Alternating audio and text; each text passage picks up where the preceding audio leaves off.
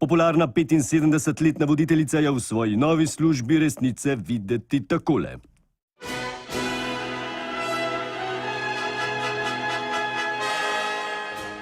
Milan Kučan, zadnji predsednik Zveze komunistov, se tudi po 15 letih, odkar ni več na oblasti, še vedno ni navadil, da nima več svojega šoferja.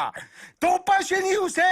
Vozniški izpit mu je že pred 2 letoma potekel. Boter rdeče udbomavije pa se na to požvižga, tako kot na pravno državo. Danes smo dobili tudi ekskluzivno fotografijo, na kateri se predsednik CK Jugoslavije zabava s Titom nad stroške davkoplačevalcev.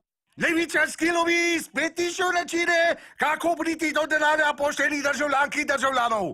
V stranki Mira Cerarja pripravljajo nove davke za poštene delavce, medtem ko on in njegovi tajkunski prijatelji služijo s pranjem džihadističnega denarja na Novi Ljubljanski banki. Janez Janša!